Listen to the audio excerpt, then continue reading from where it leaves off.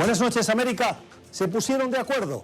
Los representantes comerciales de México, Estados Unidos y Canadá firmaron la nueva y definitiva versión del tratado comercial entre estos tres países, conocido a partir de ahora como el TEMEC.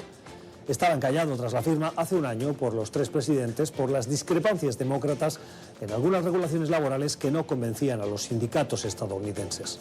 Hubo acuerdo y ahora Nancy Pelosi lo quiere llevar a la votación en la Cámara de Representantes antes del receso de Navidad, igual que en Canadá y México. Pero este esfuerzo de Pelosi de última hora para desencallar el tratado no parece interpelar al líder republicano en el Senado estadounidense, Mitch McConnell, quien ha asegurado en las últimas horas que su aprobación en la Cámara Alta, trámite necesario para convertirlo en legislación en Estados Unidos, no quedará listo este año. Lo condiciona a que termine el juicio político contra Trump. El TEMEC es una victoria para Trump, que prometió acabar con el actual acuerdo conocido como Telecán para actualizarlo, y seguramente será una de sus promesas cumplidas para reivindicar su reelección en 2020. Pero la estrategia de McConnell es la de impedir que los demócratas, a los que acusan de no hacer nada y dedicarse solo al juicio político, puedan decir que sí han hecho otras cosas, que sí han aprobado otras legislaciones tan importantes como este nuevo Tratado de Libre Comercio. Es sorprendente cómo cada partido juega pensando más en las elecciones que en el país. El TEMEC es un acuerdo necesario para dar certidumbre a las economías y las inversiones de los tres países. Con estas estrategias cortoplacistas y políticas, los políticos estadounidenses, siguen distanciándose de sus electores y siguen alimentando esa desconfianza con Washington, que es tan dañina para la calidad democrática de este país. Son las 7 en Ciudad de México, las 8 en la costa este de Estados Unidos, Bogotá y Quito, y las 10 en Montevideo, Buenos Aires y Santiago. Y esto es Cuestión de Poder. Bienvenidos.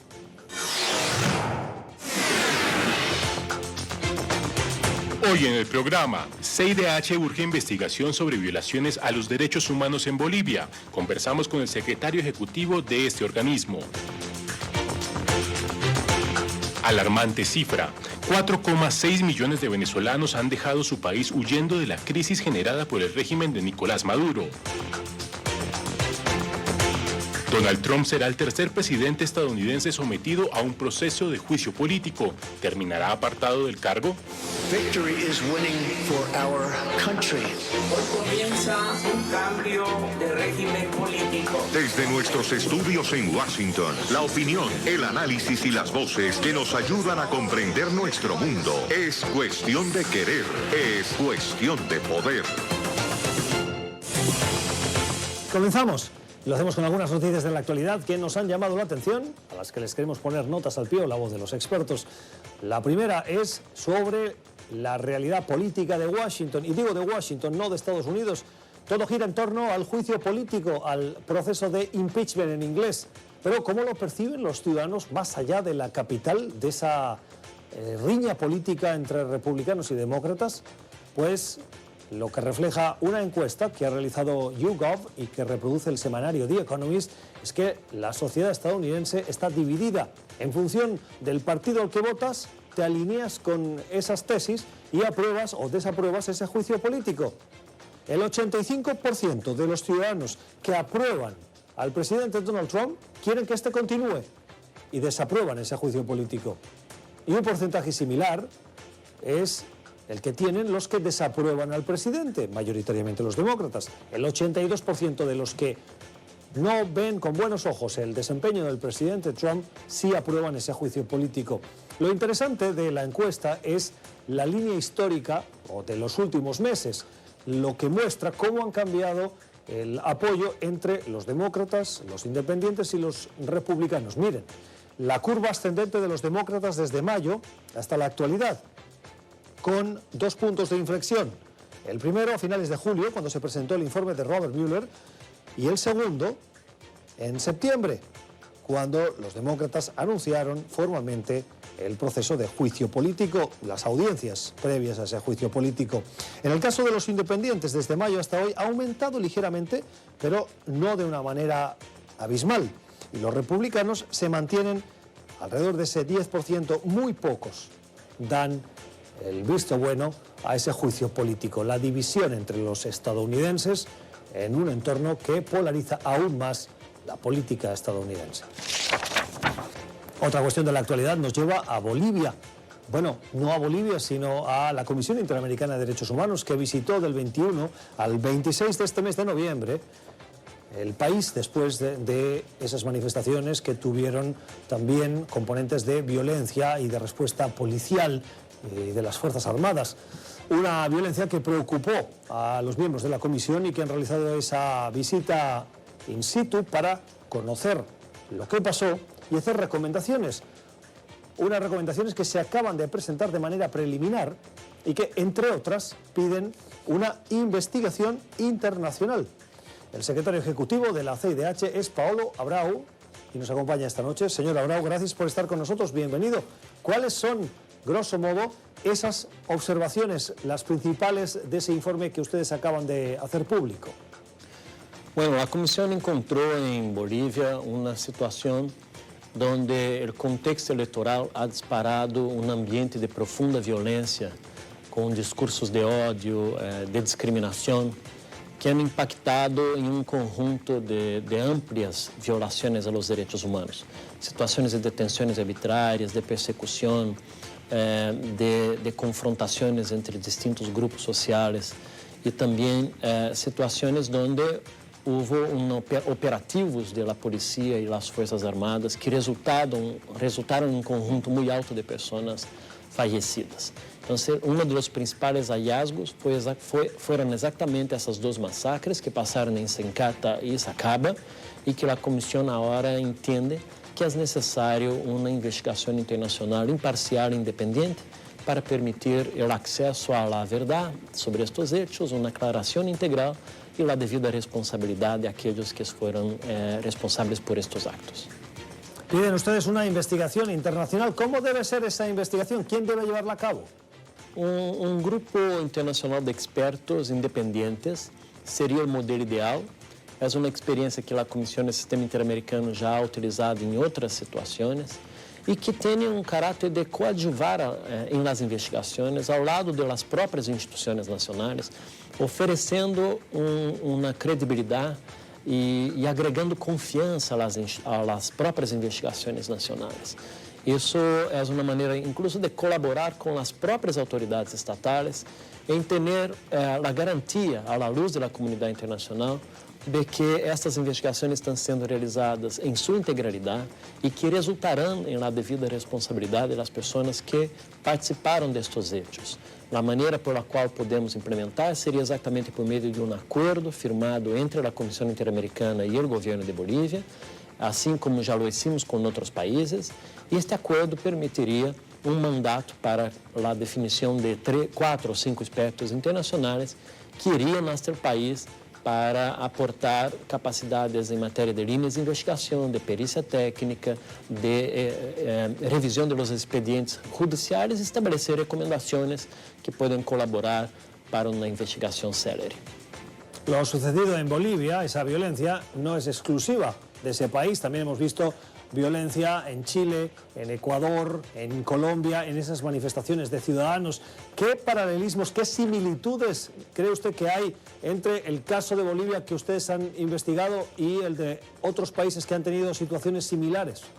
A mí me parece que estamos frente a fenômenos que são distintos.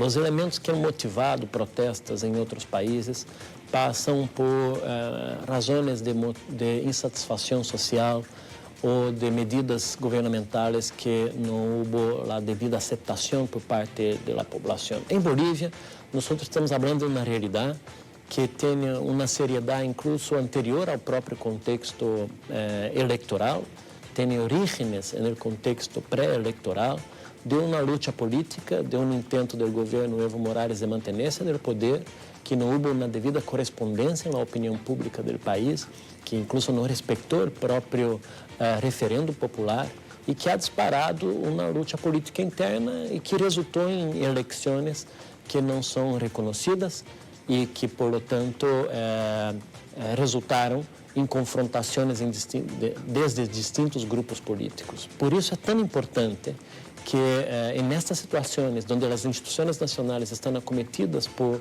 alguma comoção interna, que os organismos internacionais possam atuar e colaborar para aportar confianza y aportar credibilidad y principalmente atender a todas las víctimas que tienen sus derechos a la justicia, a la reparación y a la verdad. Es la opinión de Paolo Abrao, es el secretario ejecutivo de la Comisión Interamericana de Derechos Humanos, que acaba de presentar ese informe con recomendaciones preliminares a la situación en Bolivia. Señor Abrao, gracias, feliz noche. Muchas gracias. Y en nuestra lectura recomendada hoy nos vamos a las páginas del Washington Post. Hace referencia, la lectura que les vamos a recomendar hoy, a la detención que ha sorprendido a México y también a Estados Unidos. Las autoridades de la Unión Americana detuvieron en las últimas horas en Texas a quien fue secretario de Seguridad del gobierno de Felipe Calderón, que gobernó México del año 2006 al año 2012. El señor Genaro García Luna ha sido detenido por acusaciones de vínculos o nexos con el narcotráfico y de haber recibido sobornos. El artículo que les proponemos lleva por título "El caso García Luna confirma que la narcopolítica manda en México", y está firmado por el director de un periódico de una de las regiones más afectadas por esa violencia del narcotráfico, Sinaloa. El autor del artículo es Adrián López Ortiz, director del periódico Noreste, y hace reflexiones como estas. Siempre he creído que el expresidente Felipe Calderón lanzó esa guerra no por una necesidad política de legitimación, sino por una convicción moral que no ética. Él creía en combatir las drogas. Aunque equivocada, la estrategia de combatir frontalmente el crimen organizado parecía auténtica desde la convicción presidencial por recuperar el espacio público y reducir el poder de los criminales. Tenía incluso cierto sentido. Sin embargo, el arresto de García Luna confirma que esa guerra no solo resultó ser una estrategia errónea, sino también hipócrita. Hoy los hechos muestran que García Luna, el arquitecto de la estrategia y principal responsable de combatir los cárteles de la droga durante el calderonismo, fue comprado. Dudo mucho que tanto Calderón como sus antecesores desconocieran la corrupción y los nexos con el narco de su subordinado. Y esos vínculos y negociaciones han seguido afectando la vida cotidiana e institucional del país. Y terminamos con nuestra noticia en positivo, esta que es una temporada, la de Navidad, de dar, de ser generosos. Hoy nos fijamos en el ejemplo que nos da un vecino de la ciudad, la pequeña ciudad de Middletown, en el estado de Delaware, aquí en Estados Unidos. La persona es Katie Oma y decidió que a la puerta de su casa, a todos esos transportistas de empresas que llevan los paquetes que uno compra por estas fiestas navideñas, que compra en portales como Amazon o otros, y que le llevan esos paquetes a su casa, había que gratificarles el trabajo y decidió ponerles una cestita donde encontrar agua, refrescos, galletas, algún tipo de chips o patatas para hacerles más fácil el día y mostrar ese agradecimiento. Lo hizo y además puso una cámara. Oh, sorpresa, ¿cuál fue la reacción de esos conductores cuando le dejaban los paquetes? Oh, this is nice. Oh, they got some goodies. Wow. Oh, this is sweet. Oh, wow. Get out of here. Qué gusto da ver la cara de felicidad de esos transportistas que no siempre en condiciones climáticas agradables, especialmente en esta época de invierno en Estados Unidos, y bajo mucha presión para poder entregar los millones de paquetes que compramos todos los ciudadanos a través de Internet, lleguen a su tiempo. Nos sumamos a ese mensaje de agradecimiento por hacernos más fácil las compras navideñas. Ya regresamos. Tiempo para la entrevista en Cuestión de Poder, para fijarnos en la crisis humanitaria de Venezuela. Hay un artículo que se acaba de publicar en uno de los centros de pensamiento, de análisis más relevantes, más influyentes en Washington, y me atrevería a decir que influyentes en el mundo, es Brookings Institution. El artículo lleva por título "La crisis de refugiados en Venezuela pronto será la más grande y con menos fondos en la historia moderna". Y comienza así, recordando que a finales de este año 2019, 4 años después del inicio de la crisis humanitaria, ha dejado Venezuela, han huido de Venezuela por esa crisis, 4,6 millones de venezolanos, lo que representa aproximadamente el 16% de su población. En Siria, en el año 2015, salieron 4,8 por motivo de una guerra, de un conflicto bélico. Es, hasta la fecha, la crisis humanitaria más relevante de la historia reciente, pero Venezuela va camino de superarlo. Los autores del artículo son Dani Bahar y Megan Dolly, y saludamos a esta hora desde la sede de Brookings Institution en Washington al investigador Bahar. Señor Bahar, gracias por estar con nosotros, bienvenido a Cuestión de Poder, buenas noches. Buenas noches, Gustavo. Dice usted que pronto será la más grande y con menos fondos. Vayamos por el tema de la dimensión. Desgraciadamente le tengo que preguntar, ¿cuándo prevé usted que se convierta en la más grande? Bueno, yo creo que puede ser cuestión de días o de meses. Parte de la manera en que nosotros presentamos los datos en ese artículo era un poco para sincerar la conversación, porque es injusto comparar a la crisis venezolana con la Siria, dado que la Siria ya tiene, la crisis de refugiados tiene ya más de 8 años.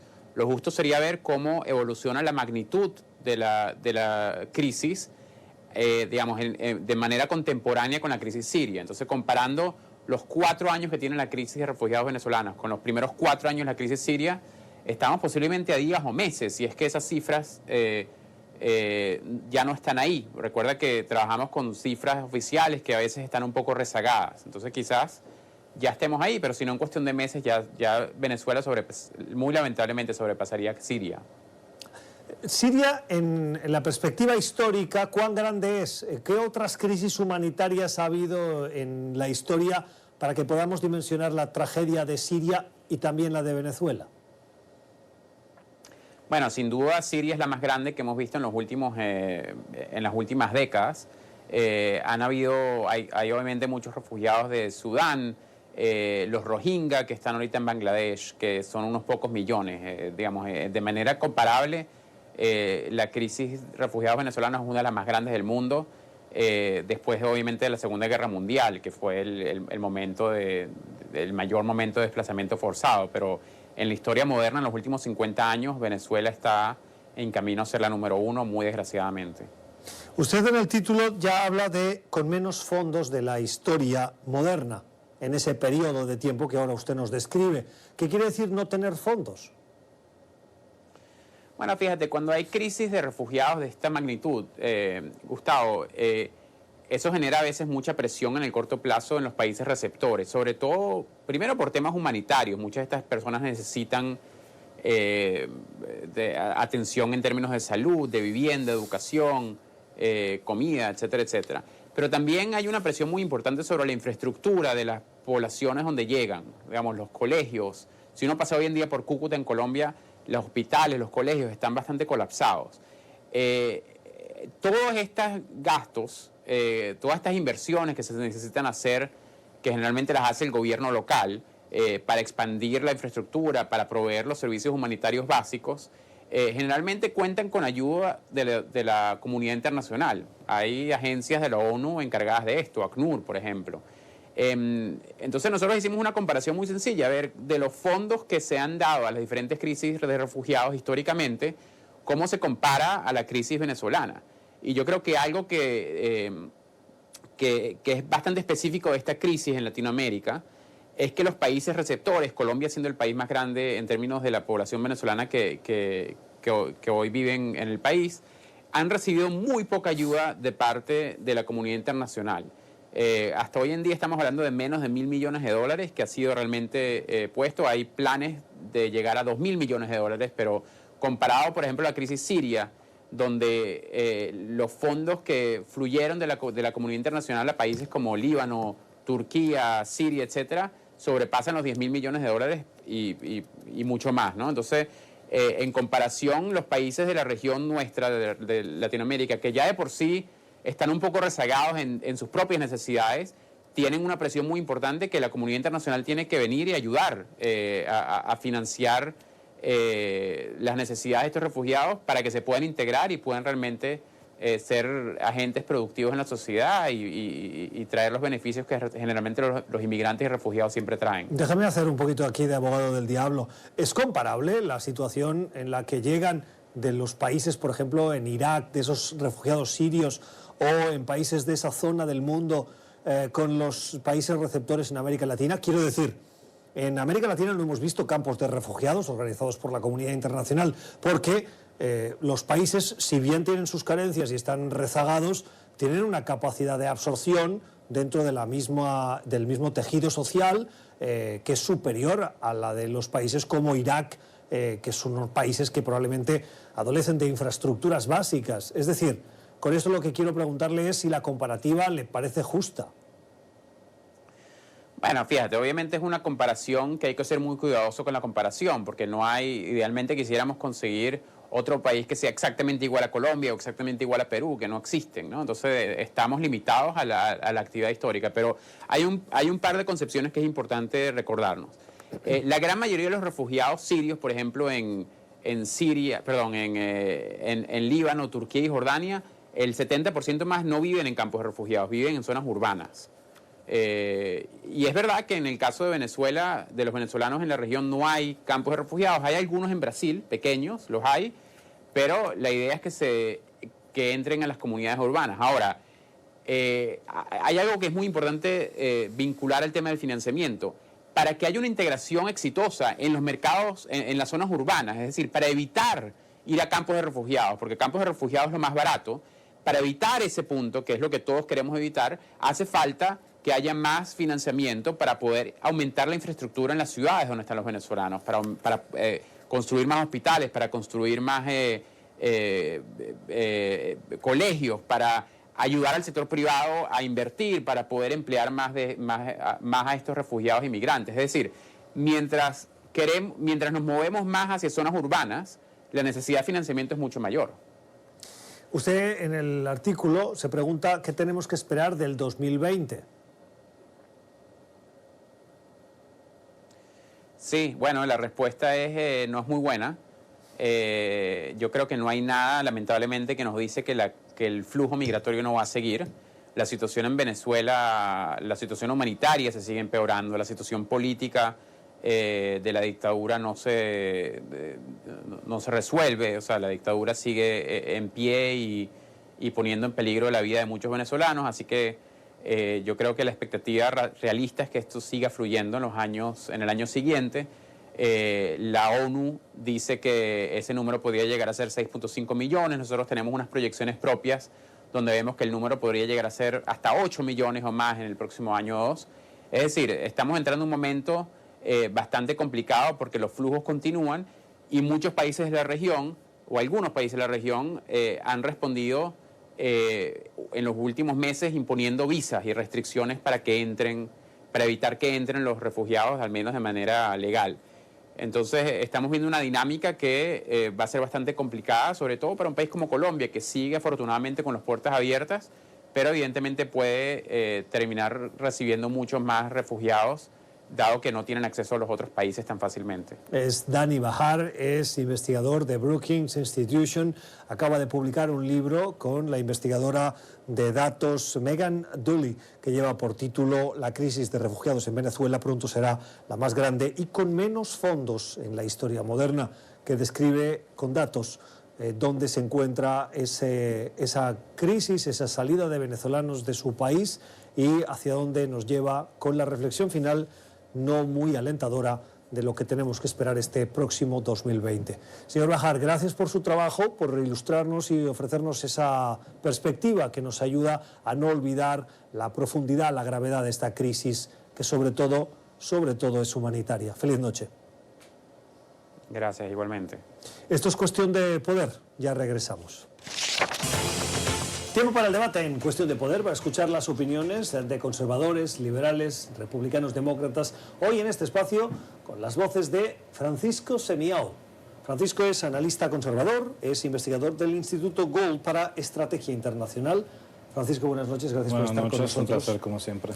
Gracias. Y con Patricia Sosa. Patricia es analista demócrata y fue funcionaria política en la administración del presidente Bill Clinton.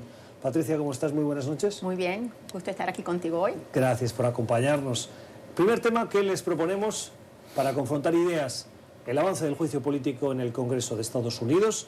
La Cámara de Representantes, particularmente su comité judicial, hoy comenzó el debate de sus artículos por los que acusan al presidente Donald Trump. 1, el de abuso de poder. 2, el de obstrucción al trabajo del Congreso.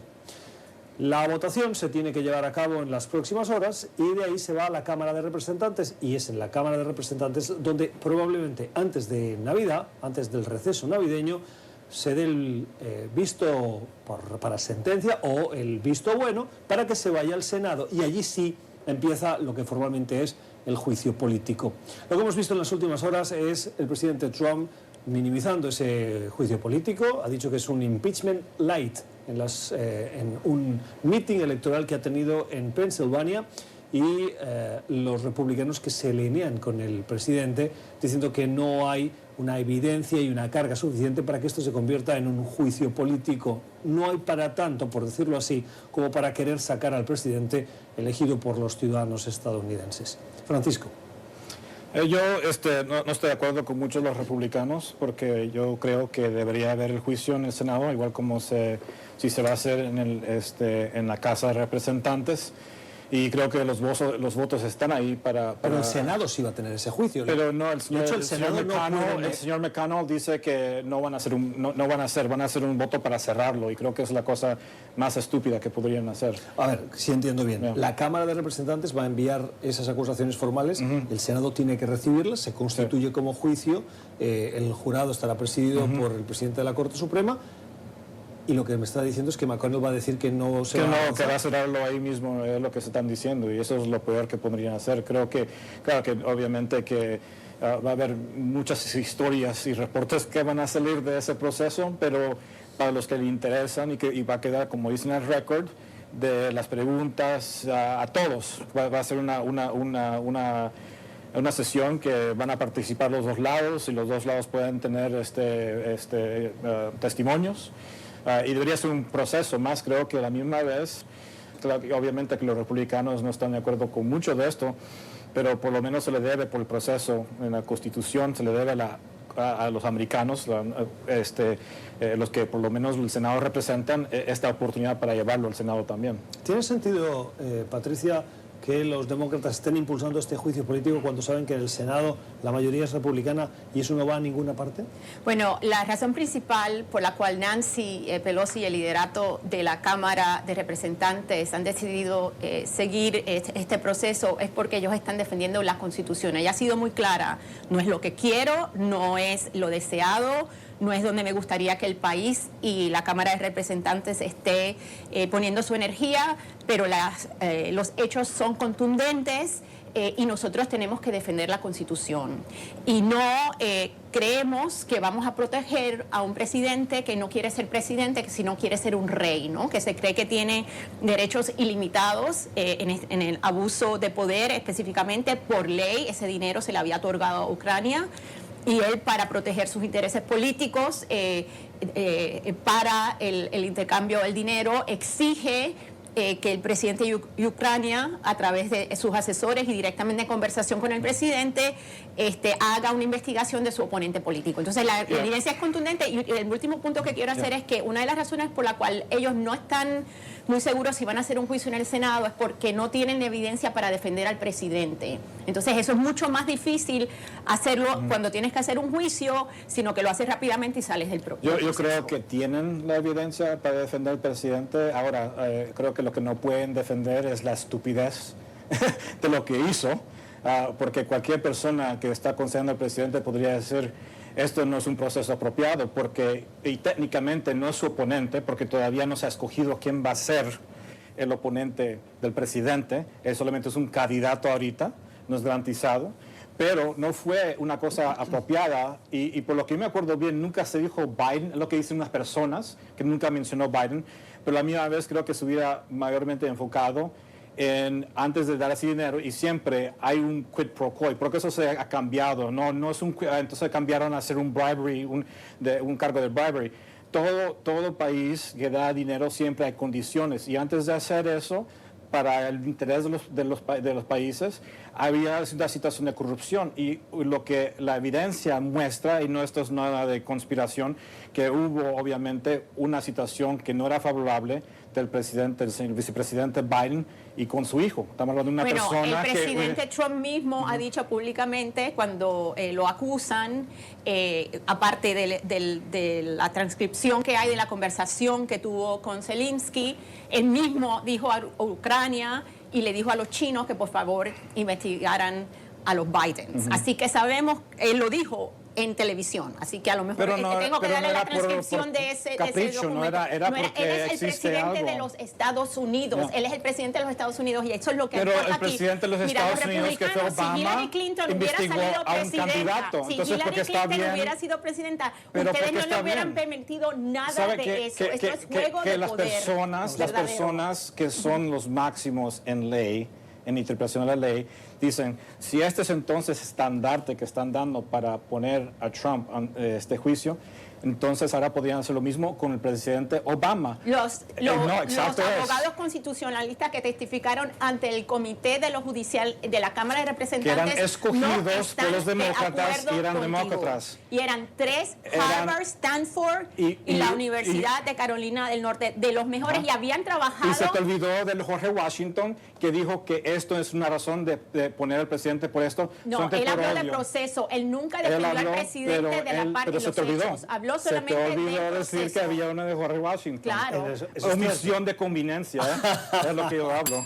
Cambiamos de asunto. El Tratado de Libre Comercio entre Estados Unidos, México y Canadá ya tiene el visto bueno de los tres países y de los legisladores de los tres países, y por lo tanto va a avanzar en los próximos días en la Cámara de Representantes, donde estaban callados porque los demócratas, como decíamos al principio, no veían bien algunos aspectos de la ley laboral que quedaba reflejada en ese acuerdo. Bien, visto bueno, Nancy Pelosi le pone el acelerador, quiere votarlo en la Cámara y enviarlo al Senado, pero Mitch McConnell lo frena, lo condiciona a que termine el juicio político. ¿Qué les parece?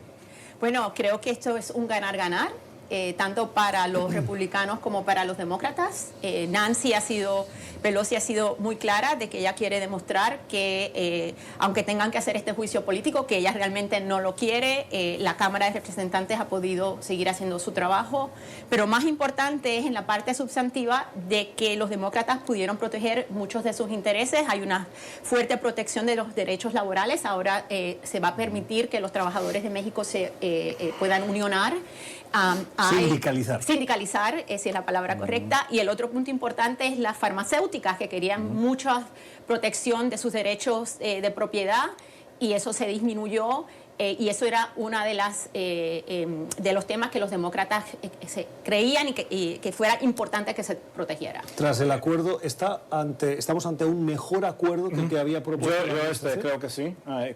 Hay muchos conservadores como republicanos que critican parte de esto, pero se está ganando mucho en el sector de automóviles.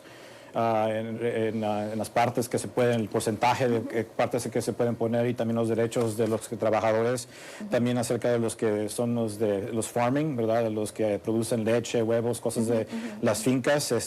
Hay un mercado que va a haber más grande que van a beneficiar a ellos, y también en protecciones digitales también, que también en protección de los que están desarrollando productos. Y hay una ley también, una provisión que dice que si, por ejemplo, van a hacer en México, no tienen la obligación de mantener sus servers, ¿verdad? Los aparatos que pueden ser infiltrados fácilmente en México. Entonces, y eso era uno de las que había que actualizar. Ahora la gente le está llamando, no, ¿cómo es que le dice el presidente? USCAMA, lo están llamando NAFTA 2, porque realmente es más, no destruya NAFTA, que era usual la narrativa política de Trump, era vamos a terminar con NAFTA y un nuevo tratado. Sí, a mí me sorprendió mucho que salió esto como NAFTA 2, pero un poco mejor. Y creo que, como dice, el presidente le gusta abrir la boca mucho antes del tiempo, pero terminamos con pero creo que es una buena mejora. Sí. Una mejora, y me sorprendió mucho que había muchos elementos demócratas, pero son buenos elementos. ¿Cómo explicas, Francisco, que Mitch McConnell, el líder republicano del Senado, haya decidido no darle trámite rápido. Yo estoy de acuerdo con mi colega. Desafortunadamente los juegos políticos existen en los dos lados y creo que esto es importante, es el negocio del pueblo americano y si está listo para ser aprobado lo deberían hacer antes que se vayan por las vacaciones que muchos de nosotros no tenemos el lujo de tomar. Exacto, y estoy curiosa como está saliendo que los demócratas han ganado mucho en la negociación de este tratado, si McConnell lo que quiere es bajar como ese nivel de narrativa porque cree que no le va a convenir a los senadores que van a estar corriendo en estados vulnerables. Sí, es posible porque hay elementos ahí que, por ejemplo, los republicanos no apoyan mucho, que es como ciertas provisiones de las personas que no se consideran mujer o hombre, ¿verdad? Sí, entonces son temas así que yo ya he estado leyendo que hay personas que no tienen problema, entonces no sé si están esperando para entonces reducir ciertas cosas como esas. Hacer cambios en el tratado. Exacto. Último tema de conversación, con los puntos de vista discrepantes o coincidentes a veces de republicanos y demócratas, liberales, conservadores, el informe del inspector general del Departamento de Justicia. Es una investigación interna sobre el comportamiento de los agentes del FBI que investigaron el comportamiento o la presunta connivencia entre la campaña del presidente Donald Trump, entonces candidato en el año 2016, y Rusia. El informe pretendía esclarecer las acusaciones que Trump y muchos de los que le apoyan en los medios de comunicación conservadores insisten en que hubo motivación política. Bueno, esa investigación dice que no hubo una motivación política, que tuvo un comportamiento adecuado y la investigación se inició de acuerdo a los procedimientos internos, pero sí ha revelado graves fallas en la cadena de mando interna, fallas que han llevado a aplicar 40 nuevas normas internas para subsanarlas. Los dos bandos han tomado la parte que les interesa para subrayar sus posiciones. ¿Creen que ha ganado alguien después de todo esto? Yo creo que sí, en el sentido de que estos procesos del FBI son muy específicos y muy objetivos, ¿no? Esto no es una conclusión, por ejemplo, cuando comienzan la investigación, solamente lo que ellos necesitan es saber que hayan hechos factuales que si son comprobados ciertos, pueden ser un crimen o un abuso de las leyes, ¿no? Entonces, él fue muy metódico, es un reporte muy metódico. Ellos analizaron millones de documentos, entrevistaron cientos de personas. O sea, es una cosa muy metódica, donde él detalladamente describe, esto era la evidencia que tenían, esto cumple con el criterio de un hecho factual, y abren investigación. Otra cosa que es muy importante es que, aunque la narrativa que tienen los republicanos ahora es que había un gran envolvimiento del liderato de Obama y de la Casa Blanca, ellos son muy claros de que no, de que era un grupo bastante restrictivo de agentes del FBI que estaban haciendo esta investigación y del Departamento de Justicia, y que evidente es que nunca se supo que ellos estaban haciendo esta investigación, que eso se mantuvo y que todo esto sale luego de que Trump es electo presidente. Nunca se supo porque el señor Comey nunca dijo, y estaba supuestamente a decir, pero está en verdad. Y a mí me gusta saber que las cosas se prueban. Yo no voy a decir que algo que hasta que se prueba. Pero sí, si uno dice, bueno, señor tal, usted hizo esto con un tipo de preferencia, van a decir no, entonces no hubo prueba. Lo que sí me gusta decir a las personas, y especialmente los videntes, es que deberían leer el reporte, no solamente depender de lo que dice Fox News o lo que dice CNN. Leerlo, por favor, y dar una determinación, porque yo veo si hay preferencia. ¿Usted lo ha leído? Yo he leído la mayoría, pero por lo menos leen por lo menos el sumario. Pero lo que estamos viendo son 50 violaciones que pasaron, y también 9 mentiras, y también un documento que falsificaron para poder ser una persona que yo conozco de la Academia Naval, y lo que, como dice, no creo que no sabe que antes era un contractor militar. Entonces yo tuve información preferencia, y entonces mentieron, hicieron el trío, el reporte reconoce que hubo un problema y el director el problema es que comenzaron investigación por medio de un documento que no era verdadero, y ahí comenzó todo. Entonces hubo un grupo que tampoco voy a decir que no, Francisco, pero ellos sí dicen fue. que pero no, sí el fue. reporte dice que Pero- no fue el pero- dossier, Esperen, pero no fue el dossier. tengo que terminar, pero lo que sí siento es que la narrativa conservadora y particularmente del presidente Trump ha pasado de la acusación de que sí hubo una intencionalidad política en esa investigación a que el informe demuestra que el presidente no tuvo una investigación justa, lo cual es diametralmente distinto. La acusación de que el FBI tenía motivos políticos es muy grave y que el proceso tuvo fallas y que podía haber sido más riguroso es totalmente distinto, y me parece que la naturaleza de la acusación sí Y no, que- y acuérdate que están hablando del FISA, que esa es cuando tú vas a una corte que te permite, ¿cómo es el surveillance? ¿Cómo es surveillance? La espionaje, vigilancia. porque es lo que ¿Cómo es. es? Mira, es la vigilancia. Pero son términos criminales. Tú sabes que eso lo usan para todos los casos. Y hay un problema sistemático con eso. O sea, no solamente con esto de Trump, por eso es que van ahora a tratar de reformar el sistema, porque hay un problema con el sistema. Cerramos. Y también yo no estoy de acuerdo con el narrativo que existe un deep state, ¿verdad? Como Un estado profundo. pero sí es una cultura que existe dentro de la burocracia, que depende de quién está ahí en la oficina, se piensan suficientes para decir vamos a llevarla a contra, Y porque sea tenían un republicano email de o una demócrata. persona diciendo, uno de los detectives muy contentos que Trump había ganado las elecciones. ¿Sabes? El FBI Yo no eso sé de es eso, una pero comunidad sí, conservadora, está sí, en el reporte. pero los que me lo mayormente leí. tomaron cargo, uno ve cuando que prácticamente el 90% de ellos donaron a Eso campañas. no es verdad, el FBI es una comunidad muy invito a los videntes conservadora, que pueden, muy está conservadora. documentado. Nadie va a acusar al FBI de No, ser, está de ser documentado. liberal izquierdista, eso no ha pasado. Yo en la invito a historia. Ya ven que no se Increíble. ponen de acuerdo. Yo invito a que investiguen, que lo investiguen por su cuenta. que tenemos la videntes paranoia más conservadora. inteligentes La paranoia entre las otras conservadora. estaciones. La FBI es una entidad conservadora. Las opiniones de quienes nos han acompañado hoy en este tiempo de debate, de intercambio de ideas, al señor Francisco Semiao y Patricia Sosa. Gracias por estar con nosotros. Gracias. Esto es Cuestión de Poder. Ya regresamos. Tiempo para la cultura en Cuestión de Poder, para la recomendación que nos llega de la mano de Alexandra Colonna Mil. Alexandra, buenas noches. Buenas noches, Gustavo. ¿Cómo cerramos hoy? Hoy con el método Kominsky, The Kominsky Method. Oh my. ¿Y este es una serie, es una película? Eso es una serie de televisión estadounidense, está en Netflix, es creada por Chuck Lorre.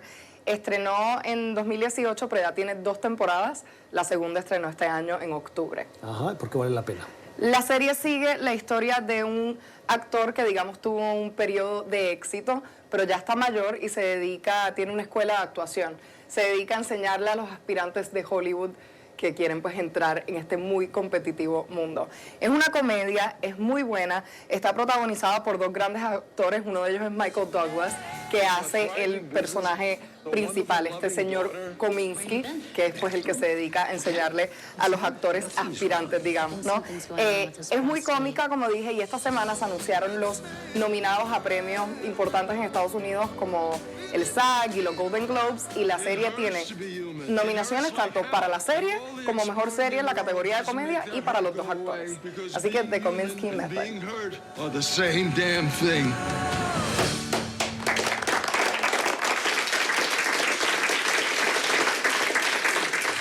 El método Kominsky, la serie que hoy nos recomienda Alexandra Colonna Mil. 2 preguntas antes de terminar. ¿Tiene opciones de llevarse Globos de Oro? Puede ser, la verdad la competencia está muy difícil. Muchas de las series las hemos discutido aquí, de las películas.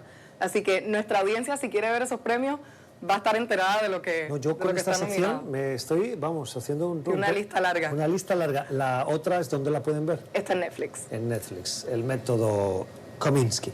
Para los que quieran disfrutar de una nueva serie, si han terminado la que tienen, y si no, la ponen en lista de espera, como hago yo, que tengo una larga lista con tanta recomendación.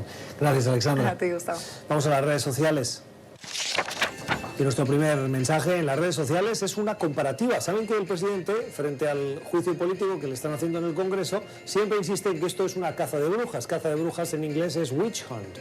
Y lo que ha hecho el portal de información Axios es recuperar lo que en su momento eran los tweets del año 73, que no existía Twitter, pero sí titulares en la prensa. Por ejemplo, el de el caso Watergate. Fíjense qué uso de palabras tiene el Washington Post del año 73 y el mensaje de Twitter del presidente del año 2019. Nixon ve una casa de brujas. Casa de brujas. La misma respuesta En círculos internos del entonces presidente, que tuvo que presentar su dimisión, la de ahora del mandatario estadounidense, que no tiene ninguna intención de presentar su dimisión. Veremos cómo continúa este capítulo del juicio político del presidente. Otro mensaje. Hoy la revista Time ha anunciado quién es el ganador de lo que ellos dicen, el personaje del año 2019. Se lo han dado a la joven activista sueca Greta Thunberg. Pero en redes sociales no hay mucha unanimidad. Nada en contra de Greta, pero los personajes del año para mí son los que salieron a protestar en Hong Kong, Líbano, Chile, Colombia, entre otros. Los comentarios que hemos encontrado en redes sociales que nos han llamado la atención. Así terminamos. Gracias por la generosidad de su tiempo. Esperemos que hayan aprendido, como lo hemos hecho nosotros, de nuestros invitados. Volvemos mañana a la misma hora. Feliz noche.